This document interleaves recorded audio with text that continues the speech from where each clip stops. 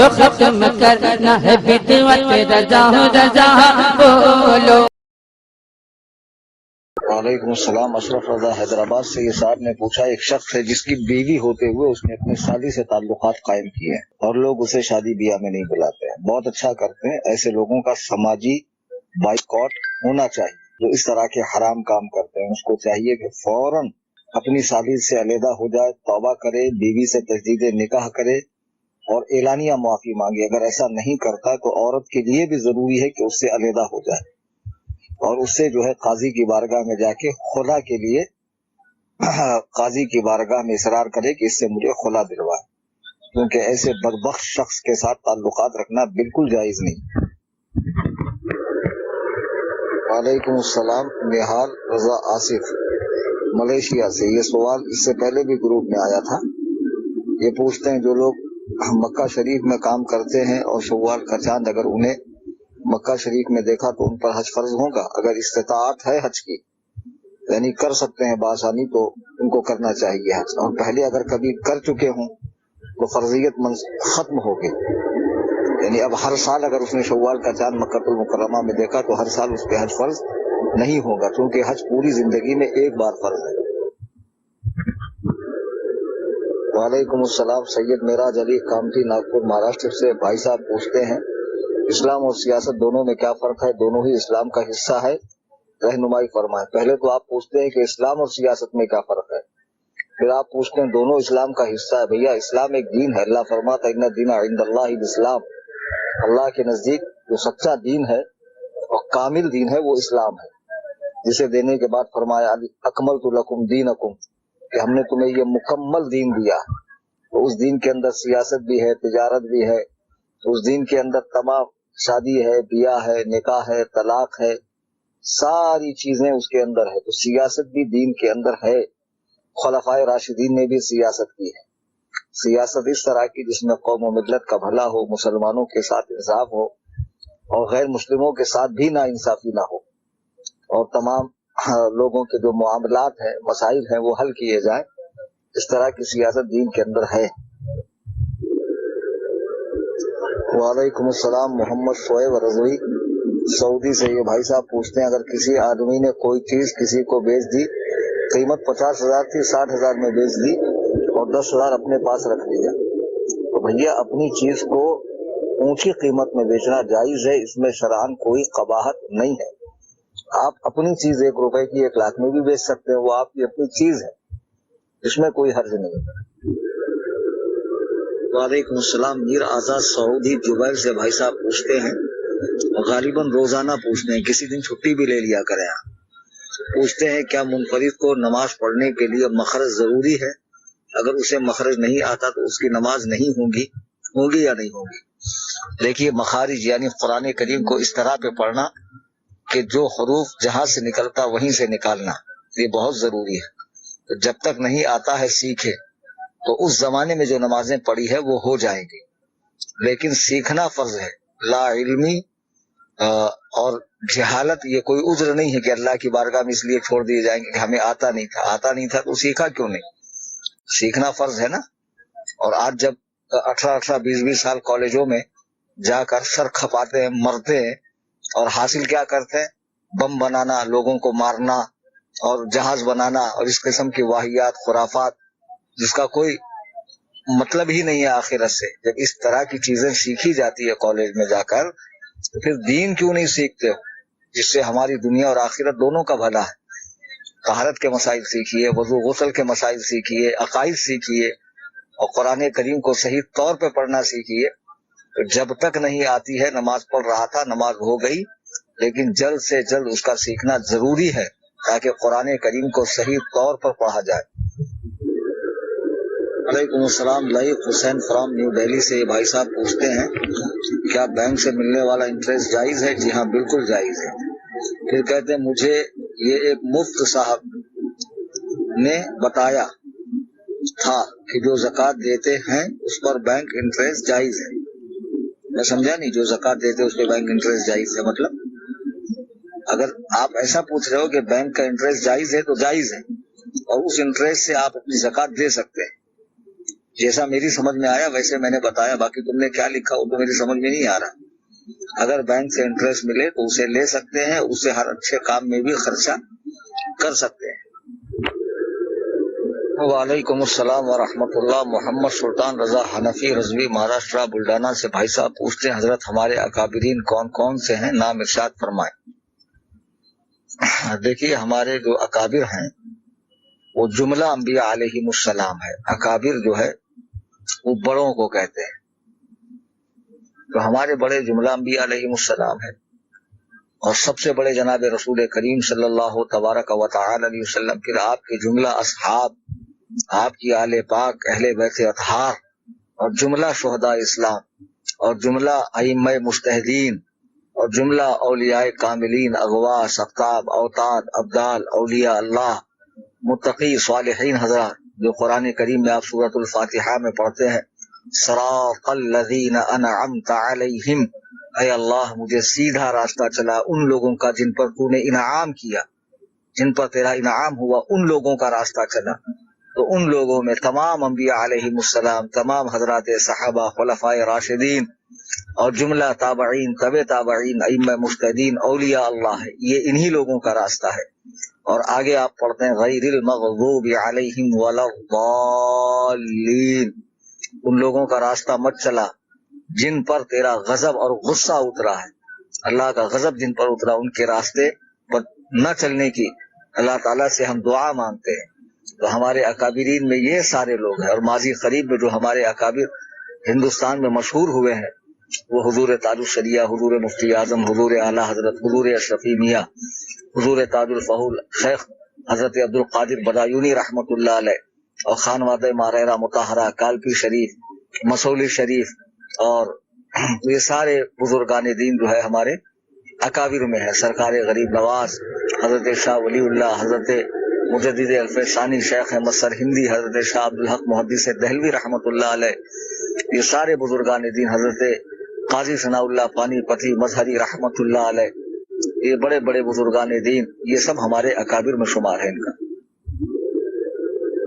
وعلیکم السلام۔ محمد قوسین دبئی سے پوچھتے ہیں کہ ایک شخص ڈاکٹر ذاکر نائک کو فالو کرتا ہے اور اس کی جو بکواس ہے، خباثت ہے، اس کی تائید کرتا ہے، کیا اس سے سلام و دعا کی جا سکتی ہے؟ بالکل نہیں، کیونکہ ڈاکٹر جوکر نائک نے اپنی تقریر میں یہ بھی کہا ہے کہ آج کی ڈیٹ میں حضور کو ماننا حرام ہے، اور فوراً کہا کہ ان سے مانگنا حرام ہے۔ مان لیجیے اگر پہلی بات غلط کہا تو دوسری بات کون سی صحیح کہا؟ حضور سے مانگنا بھی جائز ہے، صحابہ کرام نے مانگا ہے، آنکھ پھوٹی تو سرکار کی بارگاہ میں آئے، ہاں کھانا کم پڑ گیا تو حضور کی بارگاہ میں آئے، پانی کم پڑ گیا تو حضور کی بارگاہ میں آئے، ہر چیز کے لیے اللہ کے نبی کی بارگاہ میں آتے، تو حضور سے مانگنا یہ تو صحابہ کا عمل ہے۔ اور اس طریقے سے اس خبیث نے سیدنا سرکار امام عالی مقام رضی اللہ تعالیٰ عنہ کی عظیم شہادت کو سیاسی جنگ کہا ہے کہ امام حسین کی جو جنگ تھی وہ سیاست والی تھی، نہیں، امام حسین کی جنگ دین متین کے لیے تھی، سیاست کے لیے نہیں تھی، اپنی حکومت قائم کرنے کے لیے نہیں تھی۔ تو اس خبیث کو فالو کرنے والے کے ساتھ سلام کی کوئی گنجائش نہیں۔ شبینے کے حوالے سے جو سوال گروپ میں آیا تھا،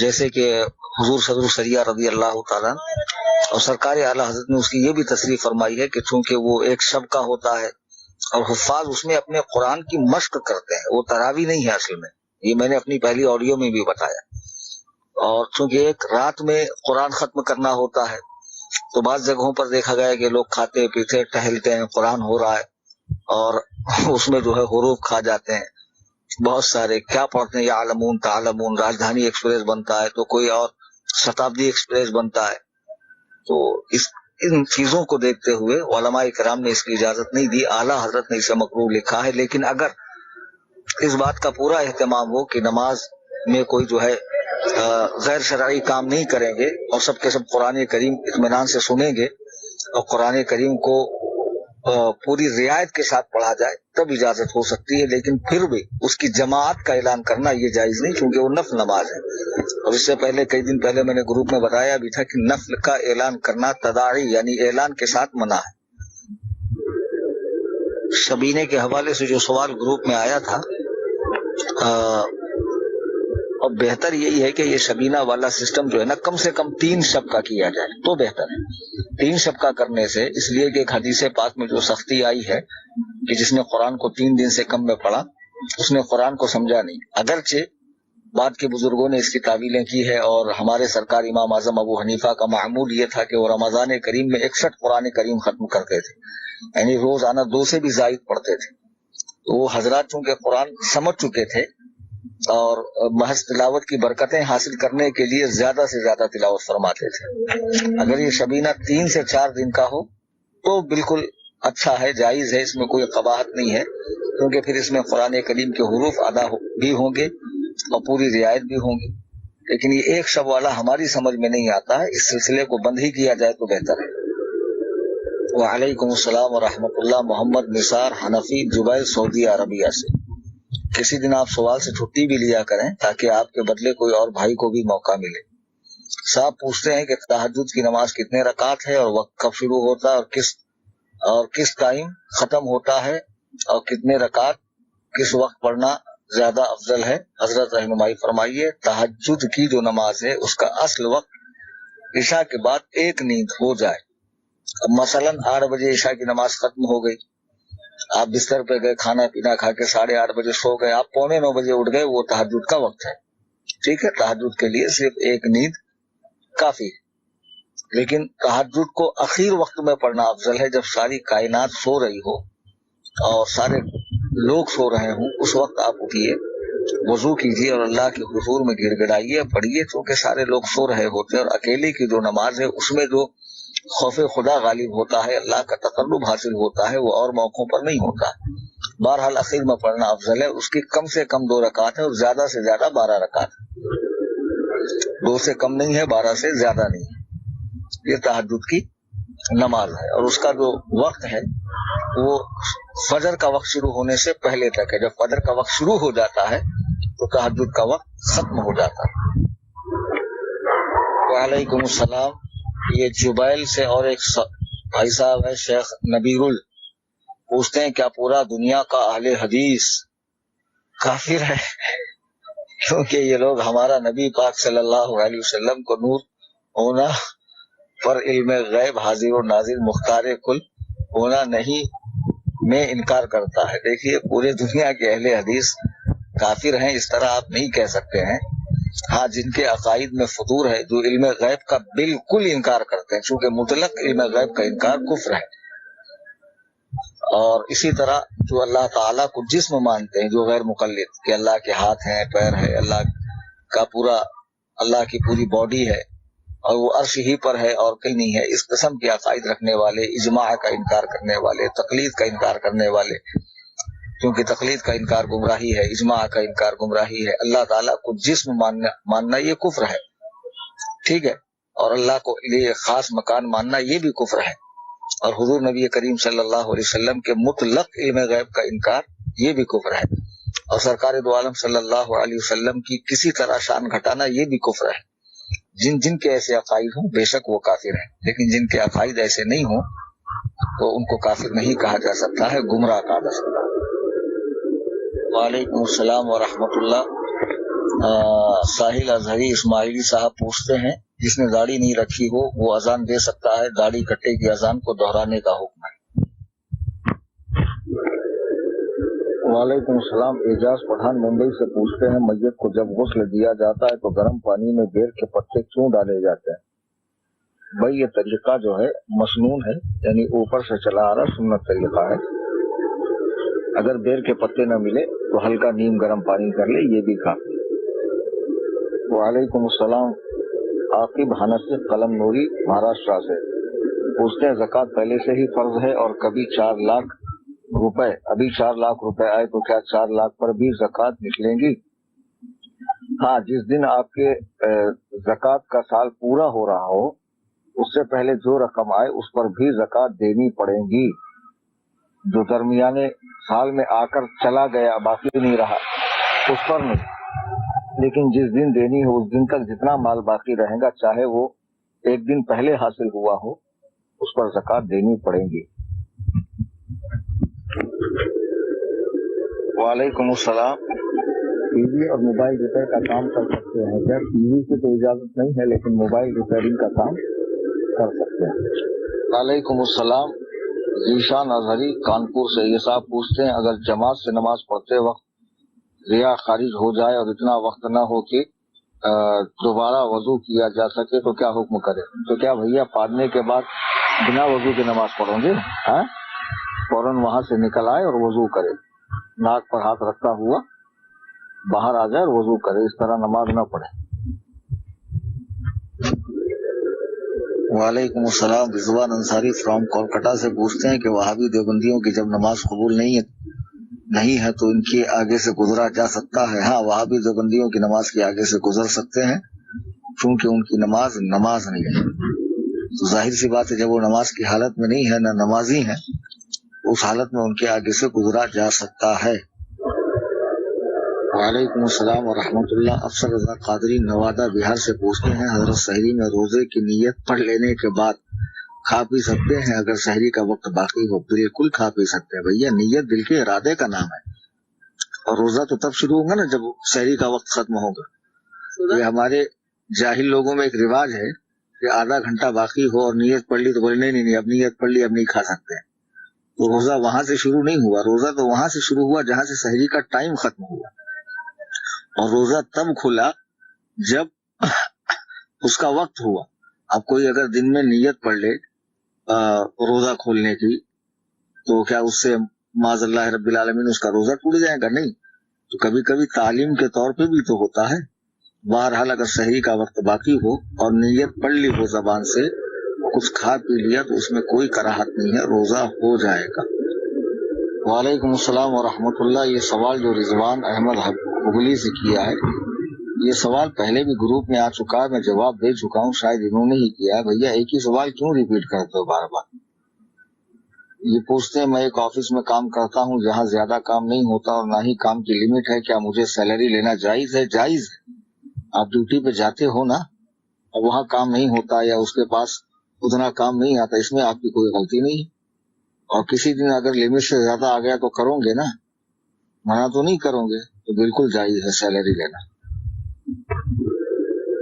वालेकुम अस्सलाम, साहिल रजा इंदौर एमपी से पूछते हैं, एक शख्स है जिसका ऑपरेशन फेल होने से हिसाब जारी रहता है, पाखाना भी कब खारिज हो जाए कुछ पता नहीं रहता है। वो अब 16 साल का है, तो क्या उस पर नमाज रोजे फर्ज हैं या नहीं? फर्ज तो है, अगर बालिग है, आकिल है, यानी अक्ल है उसके पास, और मुसलमान है, तो जाहिर सी बात है, मसला तो मुसलमान के लिए पूछ रहे हैं, तो नमाज रोजा फर्ज है। अब वो यूं करे कि वजू कर ले और उसके बाद नमाज पढ़ना शुरू करे, तो जितनी नमाज उस वक्त में पढ़ सकता हो पढ़ ले, और जैसे ही उस वक्त की नमाज से वो फारिग हो गया, उसका वजू अगली नमाज के लिए बाकी नहीं रहेगा, फिर दूसरी नमाज के लिए उसे दूसरा वजू करना पड़ेगा। और रोजे का मामला ऐसा है कि अगर रोजा रखने से बीमारी बढ़ जाने का अंदेशा हो तो रोजा न रखे, जब सेहत याब हो जाए तो उन दिनों की रोजे की कज़ा कर ले। वालेकुम अस्सलाम व रहमतुल्लाह। मोहम्मद अकमल मुंबई से साहब ने सवाल पूछा है कि कोई शख्स कुरान नमाज में कुरान को उल्टा पढ़े, मसलन जो सूरा पहले हो उसको बाद में पढ़े और जो बाद में हो उसको पहले पढ़े, तो क्या हुक्म है? नमाज तो हो गई, लेकिन जानबूझकर ऐसा करना ये बहुत बड़ा गुनाह है, क्योंकि इसके हवाले से कुरान करीम में सख्त हदीस पाक में वईद आई है कि ऐसा बिल्कुल ना करे। कुरान में जो सूरा पहले हो उसको पहले पढ़े, जो बाद में हो उसको बाद में पढ़े, यही तरतीब है। लेकिन अगर इसके खिलाफ किया तो बहरहाल नमाज हो गई, लेकिन गुनहगार होगा जानबूझकर अगर करेगा तो। मसला नहीं पता था, पता हो जाए तो अब इसके बाद ऐसा ना करे। वालेकुम अस्सलाम, मोहम्मद सुबहानुल्लाह रजा खान कादरी। ये भाई साहब पूछते हैं, जैद को हर साल देखा जाता है, यानी एक शख्स है जो रमजान में इशा और तरावी तो जमात से पढ़ता है लेकिन वित्र अलहदा पढ़ता है। तो भैया रमजान में वित्र को बाजमात पढ़ना ये सहाबा के अमल से साबित है, सहाबा के अमल के खिलाफ नहीं करना चाहिए। और दूसरी बात, नमाज तो उसकी हो गई लेकिन वो जमात के सवाब से महरूम रहा। वित्र को आम दिनों में अकेले पढ़ने का हुक्म है, लेकिन रमजान करीम में बाजमात पढ़ने का हुक्म है।